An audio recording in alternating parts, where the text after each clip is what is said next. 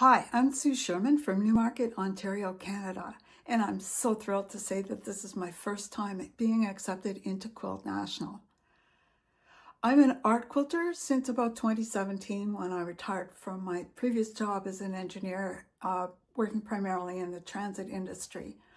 I focus on realistic images of animals. I create the images using a technique of painting with thickened dyes. And the animals that I depict are ones that I've photographed myself. And I do like to travel, so most of these photographs have been taken of these animals in their natural habitat in the wild. I like to put my images into interesting looking quilts. So they might be amusing, but they always have a message. So the message tends to be expressing my concern for the environment, in particularly climate change and tipping points having to do with climate change, and also habitat loss, so the loss of natural habitat for wild animals. I like to have the message be a bit amusing because I find that it draws people in. It makes them a lot more amenable to listening to a message that might be a little bit dark or uncomfortable. This particular piece is of penguins, and they were photographed on South Georgia Island in the area of Antarctica.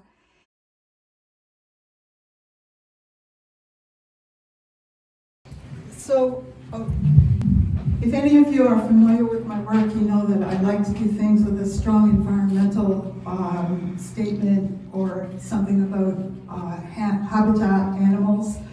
But I really wanted to do something a bit more whimsical, and I thought, well, how can I do a portrait of animals and still make it important to the animals? So I thought, well, why don't we let the animals decide what the frame should look like?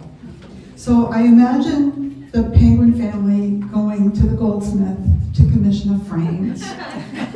And what they would want is something reflecting the fact that they are king penguins. So we have the famous squid crown at the top, made with little squid images.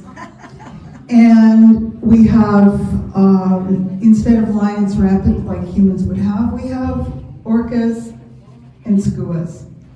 And we have the family motto in Latin, of course, and it says, the early bird catches the fish. So this is a whole cloth quilt. It's my first actual experiment with natural dyeing, because I really like the way the black comes in the natural dye rather than the Procyon MX, which is what I usually use.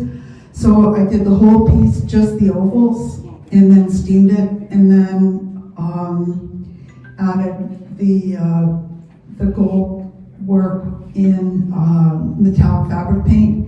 It's then cut out, all these little holes are cut out very close to the stitching and finished with more fabric paint.